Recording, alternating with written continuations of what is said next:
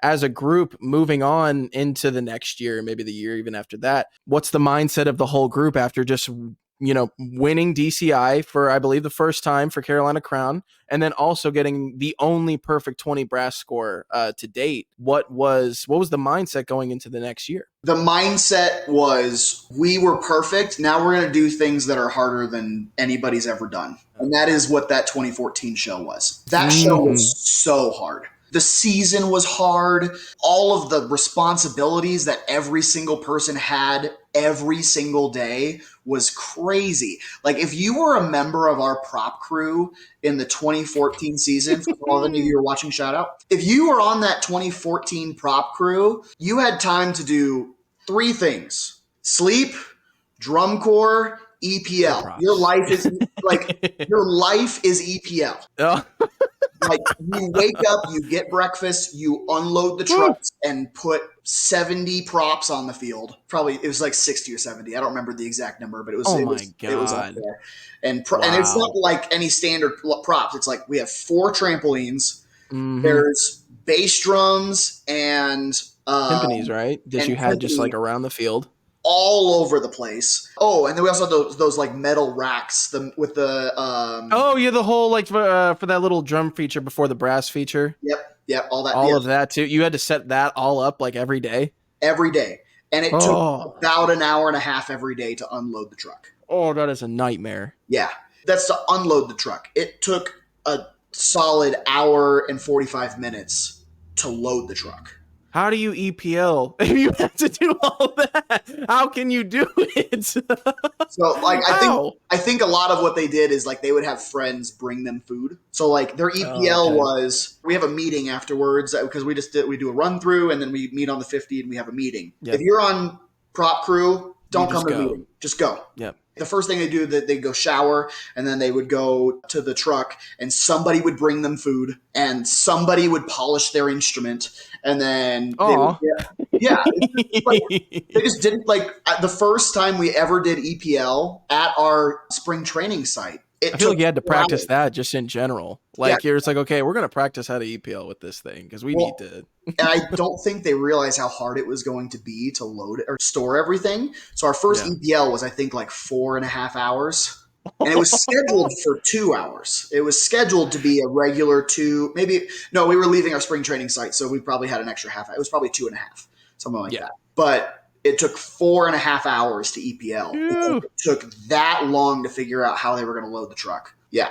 And because we just had so much stuff. So, like, that was the main crazy part about all of that. But like, you go to the brass book that we played that year. With how, like, I have down here, I mean, like, I remember when I watched this as a kid and I was just like, oh, this is like the coolest thing ever. And that brass feature, by the way, is still to this day in 2023 my favorite brass feature of all time. I listen to it all the time, and when I got to prep for this interview and listen to that, pretty sure I just, like, on my little PlayStation controller, just kept going back and playing again. Going back and you're talking about that trumpet, that trumpet feature? That whole high brass feature where you take the whole, like, horn line and all 80 are on high brass. And, like, ever since 2014, because I mean, just a little, like, nerd story for me. When I was a kid and I would go to finals and I watched my brother, he was in Boston at that point. And we would watch Boston, and then after that we would stay back and we watch all the shows. And I remember we were sitting somewhere in like the 300s, and I remember you guys played that brass feature.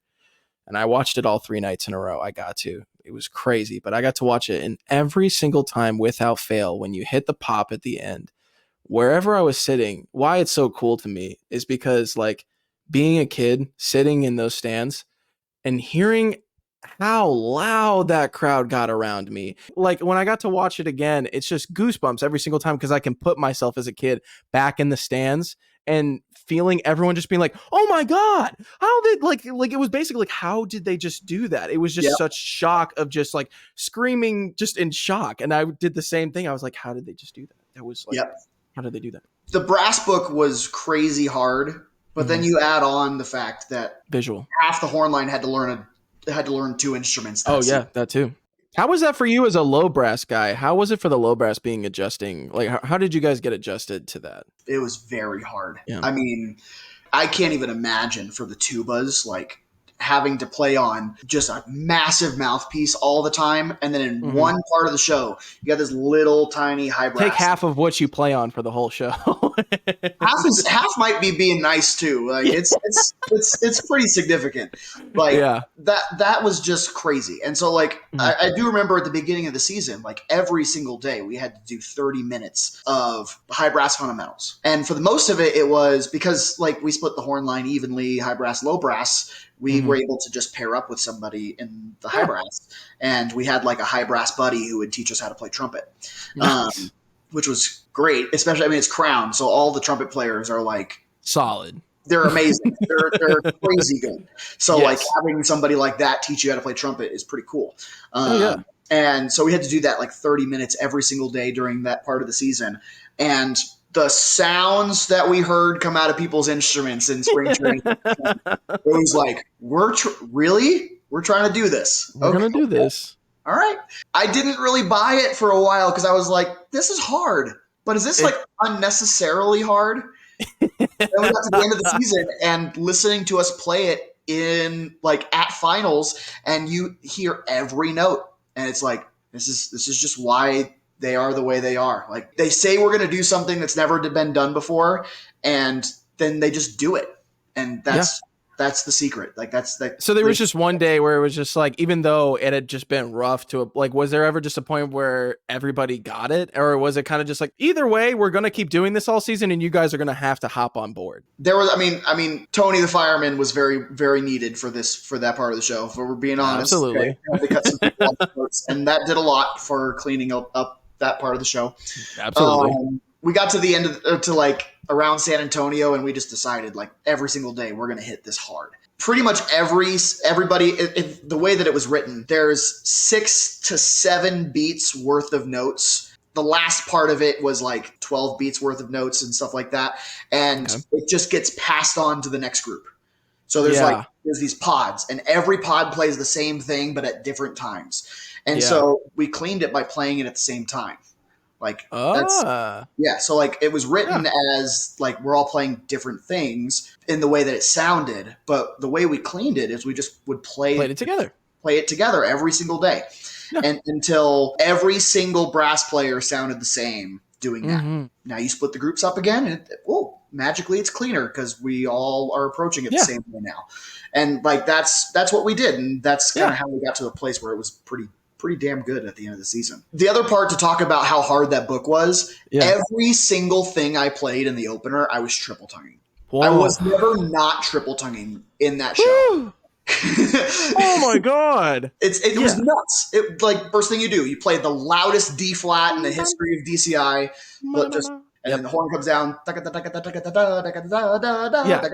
Instant track meet, like off like after the first sustain, it's a track meet for the rest of the show, basically. Yeah. It's the hardest in my mind. It's one of the hardest brass books that's ever been written in the activity. It's for sure. It's definitely up there with like Crown 2012. Like that book is just way too hard in some cases, but they just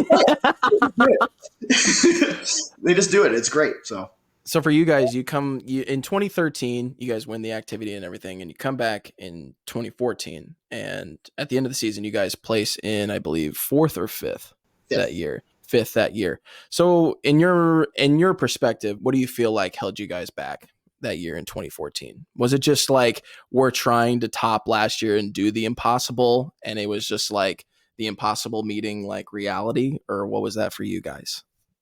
I think I think that's exactly it. I think that year we learned a lot about you ever hear the question of like you asked if you could, you never asked if you should. Yeah. Like, that whole thing, like that was a lot of that show. It was like, what's a list of impossible things that we can do right now? And then we just did all of them. And like, they just like, so yeah, in a way, I think it was so much responsibility on every single person all the time. Yeah. And people like just never got a mental break from any of it. The number of times we went into the lot and rehearsed before a show was crazy. We would get in uniform and our music warm up was like an hour and a half, because in order for us to like make up for some of the rehearsal time that we missed throughout the season, we would just clean stuff in the lot because we had to. Like, we just didn't have time to clean things outside of the lot. So a lot of our lots were people still showed up and watched it, and like that still happened. We never got to the point where it was like, all right, we're bringing our books to the warm up today. Like, we never got to that point because like just everybody had their book memorized. Like, Yeah. that's just what we do. Like, you show up and the book's memorized. You're memorized. Yeah. When you get on tour, you're memorized. We just didn't have time to get the reps in that we needed to get in. So we just had to rehearse in the lot and get a lot of that stuff happening. And to be honest with you, like when we started switching to that form of lot for us, like we actually started doing a lot better, and not competitively necessarily, but our performances were just better. Because if you were not like 100% mentally checked in to do that show, it was going to fall apart. It just was. Yep. So we had to be in the mindset of I'm playing everything as perfectly as possible. Yeah. Or the show wasn't going to work. It just wasn't. It's like always performance mode. It's not like this is rehearsal. This is like we're always just here. Yeah, going exactly. forward. That changed our season around quite a bit from a brass perspective. I actually like there's parts of that 2014 book that are also just as clean as anything we played in the 13 season. The horn line was very good that year. We just didn't have as much time to work on stuff as we did in the other years. So yeah. For you, what was like the hardest part in that 2014 production? When we changed the drill at the end of the show, I did not have Princess Drill at all. It was all 4/5, and playing dotted quarter note accents at 180 while I'm sprinting. And it was really hard.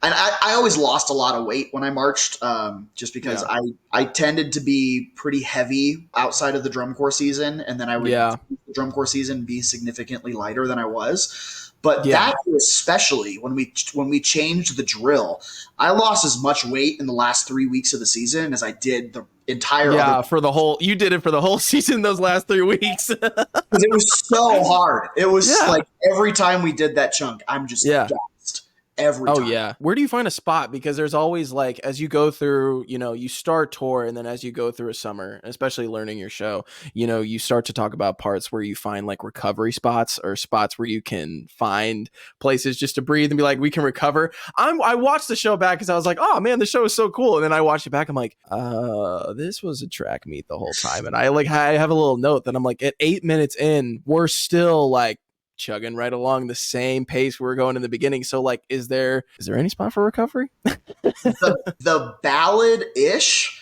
I mean, like the beginning of the ballad when all the solos are happening was like the slowest we moved in the whole show. And so like, that was, and we had to recover there because the next part was like the whole horn line playing piano to mezzo piano crescendos. And then back, and it was like we had to be super controlled and play with great sounds. So like it wasn't just like this is the spot to recover. So you have to, like, you're not going to play this well if you don't. Absolutely. So like the ballad was kind of that part of the show because you're right. The opener we're sprinting the whole time. The entire second movement was basically a percussion feature. When we weren't playing, we were just sprinting the whole time. It was just dead sprint every second of it. The beginning, when they're playing on the medals, I forget exactly what they were playing on. I think it was like car. It looks like car pistons or whatever. It's what it was. Yeah. Yeah. And so they're playing on this stuff. And while we're doing that, like we are sprinting and running around a trampoline. Yeah. Get under there. You have 2 counts to reach under this timpani and pull a trumpet out, and then you have to run again. And then play that entire high brass feature. So we were all gassed for that high brass feature, by the way. Like we were all gassed. Oh my God. Because we had to sprint into it. Especially the people in the first. I was in the last group, so I had like 5 seconds to breathe. But the people in the first group had no time to breathe. So. Oh yeah. But no, you're right. There was no part of that show that like other than the ballad that gave you a chance to like recover. Like you just didn't have it.